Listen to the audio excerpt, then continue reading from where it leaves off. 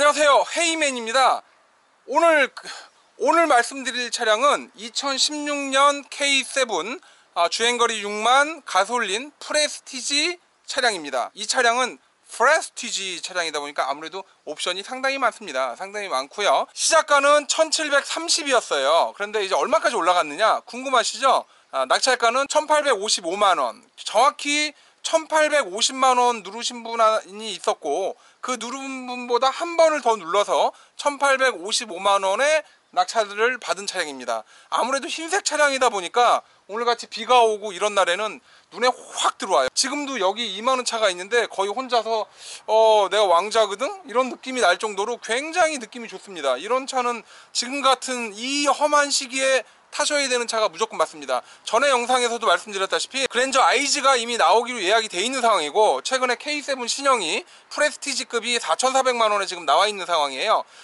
그러면 2016년에 주행거리 6만의 프레스티지랑 요번에 신형의 주행거리 제로 마일리지의 프레스티지랑 가격 비교를 하면 얘는 1800이니까 2배가 조금 더 나네요. 그러니까 한 3년 정도 타고 한 2년 반 정도 타고 금액이 2배 정도 떨어졌다고 보시면 될 겁니다. 그리고 또 경매로 낙찰받게 되면 여러분도 아시는 것처럼 최하 100에서 많게는 150, 심지어는 200만원까지도 싸게 샀다라는 점, 이 점이 또 키포인트예요. 지금부터 이 K7이 어떤 히스토리를 가지고 있는지 우리가 한번 얘기를 자연스럽게 한번 해보자고요. 기아가 처음에 K7을 만들 때 일반적인 사람들은 과연 기아가 이런 디자인을 내놓을 수 있을까? 라고 깜짝 놀랐어요.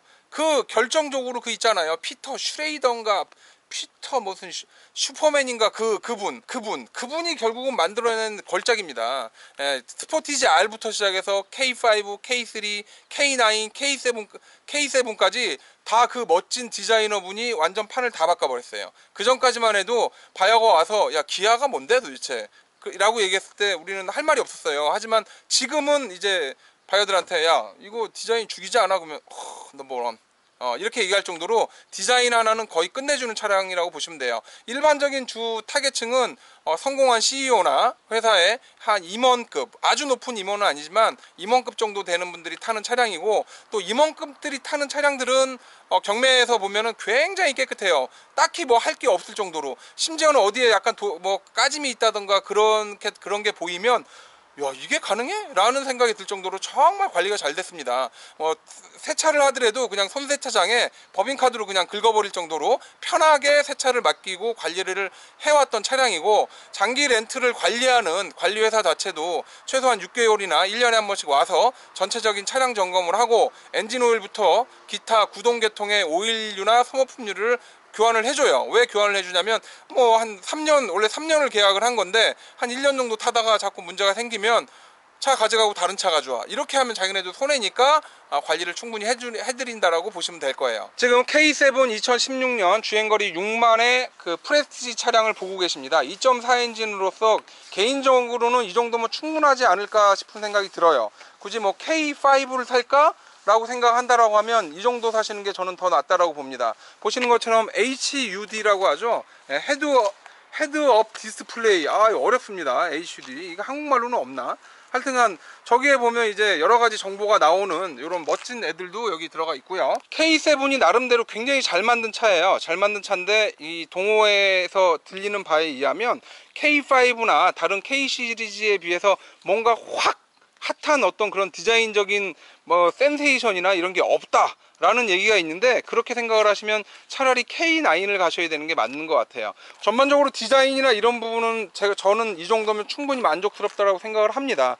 신형 K7이 나오면서 완전 구형도 아닌 출고한 지 2년 반 정도밖에 안 된 차량이 어떻게 보면 시장에서 지금은 천덕꾸러기 같은 모습을 하고 있는데, 저는 지금이 기회라고 생각을 합니다. 이 차 같은 경우 프레스티지 옵션이다 보니까 그 안에 옵션들이 굉장히 많습니다. 보이시는 것처럼 후방 카메라도 이렇게 들어있고요. 트렁크 공간 역시도 아무래도 뭐 K5랑 비교할 수 없을 정도로 굉장히 넓은 트렁크 공간을 확보를 하고 있어요. 이 정도 용량이면 캠핑을 편안하게 무난히 다녀도 될 정도라고 보여질 정도로 트렁크가 굉장히 넓습니다. 현명한 소비를 해야 되겠다라고 생각하시는 분들은 이 차를 선택하시는 거 저는 적극적으로 추천을 합니다.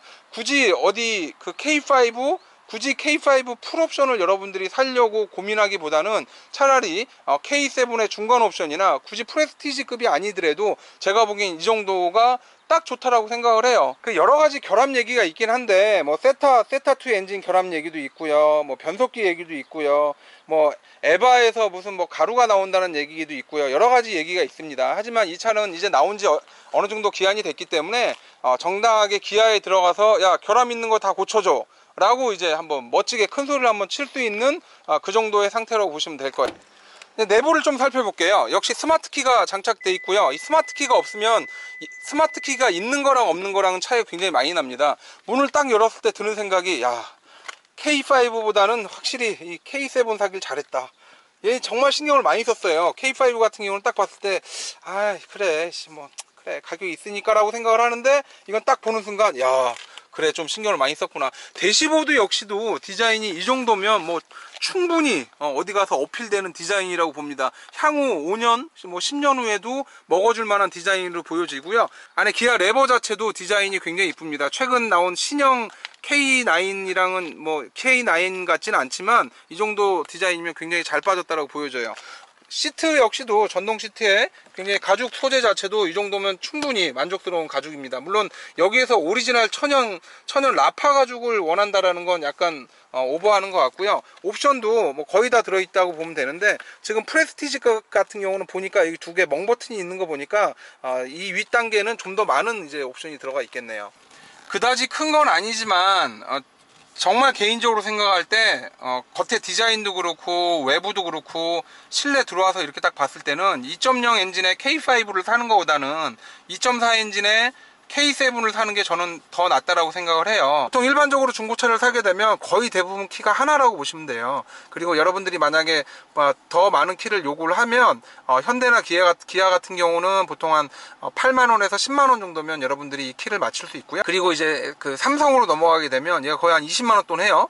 키가 만만치 않아요, 금액이. 어떤 분들은 왜 키가 하나예요, 저 뭐 이거 아닌 것 같아요, 이렇게 얘기하시면 안 돼요. 대부분의 중고차나 경매는 키가 하나라는 거 요거 알고 계셔야 돼요. P에 돼 있다가 N으로 탁 뺄 때 보통 텅 하고 소리가 나죠. 요거 같은 경우는 소리가 안 나는데 요거 이제 그 기아 레버의 특성입니다. 어떤 분들은 이게 고장인 줄 알아요. P로 갔다가 R로 가거나 N으로 갔을 때, P로 갔다가 R로 갔을 때 요 텅 소리가 요 차는 안 나는데, 어떤 차는 이제 굉장히 텅 소리가 크게 들리는 경우가 있습니다. 요거 가끔가다 요걸 갖다가 고장난 거 아니야? 라고 생각을 하는데 절대 고장난 거 아니에요. 이 확실히 주행거리가 6만 정도밖에 안 되다 보니까 기아 변속할 때 전혀 아무런 느낌이 없습니다. 역시나 뭐 열선 시트도 있고요, 뭐 통풍 시트도 있고 뭐 여러가지 시트가 많이 있는데, 이게 통풍이 왜 조수석 쪽은 없냐, 얘는. 조수석에는 통풍 하지 마라, 운전석만 해라. 이거 너무하네. 그 운전자가 최고인가? 이거 약간 웃깁니다. 이거 원가 절감, 이건 조금 문제가 있네요. 원가 절감을 뭐 다른 거에서 원가 절감을 좀 해줬어야 되는데 이 부분에서 원가 절감을 했어요. 보셨죠, 여러분? 이 하이그로시는 생각보다 기스가 되게 많이 나는 재질이에요. 안 날 것 같은데 의외로 굉장히 많이 나거든요. 여기다가 차키 같은 거 던져 놓거나 그러면 여기가 막 기스가 나요. 근데 이게 확실히 관리를 했다라는 차라고 느껴지는 게 기스가 하나도 없어요. 어저께 바로 사서 바로 꼽은 것 같은 그런 느낌이 들 정도로 기스나 이런 부분들이 하나도 없다라는 거, 요즘에 좀 주목을 해주셔야 될 것 같고요. 뒤에 얘가 이름이 뭔지 모르겠는데, 얘 팔걸이인가요? 얘 팔걸이가 있는데 좀 아쉬운 게 여기에도 뭔가 옵션이 좀 들어갔으면 좋지 않았을까 하는 그런 생각이 좀 드네요. 보니까 시동이 걸렸나? 라는 느낌이 들 정도로 굉장히 잔잔한 진동이 있습니다. 보통 일반적으로 여기 RPM이 이제 오르락 내리락 하는 경우가 있어요. 그런 거는 이제 여러 가지 고장 원인을 볼 수 있는데, 가장 먼저 봐야 될 거는 드로틀 바디를 청소를 하는 거를 일단 가장 먼저 생각을 하셔야 되고요. 그 다음 봐야 될 게 뭐 드로틀 바디에 ISC인가 뭔가 해서 무슨 포지션? 드로틀 바디 무슨 포지션인가 뭔가 이런 게 달려 있거든요. 걔가 또 아파도 문제가 되고요. 얘네는 여러 가지 것들이 있는데, 뭐 점화 플러그가 한쪽이 안 들어오거나 이래도 이제 이럴 수 있다라는 거.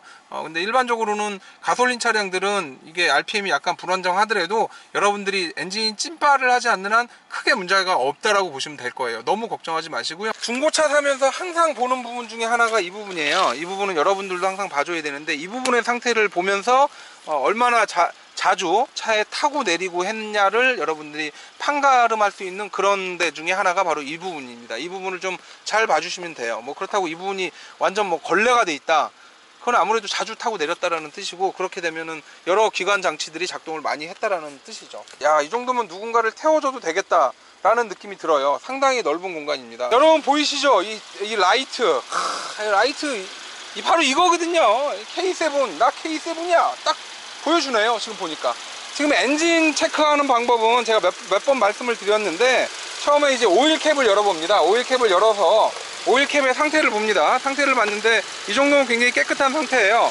그리고 오일캡 안쪽에서 오일이 튀는 건 그다지 중요하지 않습니다. 오일이 튀는 게 중요한 게 아니라 이 오일캡에서 약간 검으면서 푸른색 연기가 올라온다라고 하면 얘는 문제가 있는 거예요. 주행거리 6만 킬로 차량이 그렇다라고 하면 이건 차 엔진 자체가 약간 문제가 있는 거고, 보통 5년에 10만까지 엔진 미션이 워런티가 되기 때문에 기아에 가서 당당하게 워런티를 요구를 하고요. 다만 엔진이나 미션에 결함이 있습니다. 근데 그들이 안 해주는 부분이 있어요. 이거는 여러분들이 보상을 받지 못해요. 이건 어쩔 수가 없습니다. 좀 타다가 다시 중고차로 파시는 거 말고는 답이 없다라고 보시면 돼요. 그리고 그 다음은 오일 게이지를 뽑아서, 오일 게이지에서 역시나 마찬가지로 오일이 튀는 건 중요하지 않습니다. 오일보다는 블로바이 가스라고 하죠. 이제 그 남한가스라고도 하고 여러 가지 가스가 나오는데, 이 가스가 검은색의 약간 프리딩딩한 그런 가스가 나온다라고 하면 얘가 문제가 있는 거예요. 또한 엔진에 손을 이렇게 살짝 올렸을 때 손이 막 부르르르르르 떤다라고 얘기하면 엔진에 찐빠가 났을 확률도 있고요. 아니면 흡기 매니홀드 쪽에 가스켓이 소선돼서 그쪽으로 누설 바람이라고 얘기해야 되나요?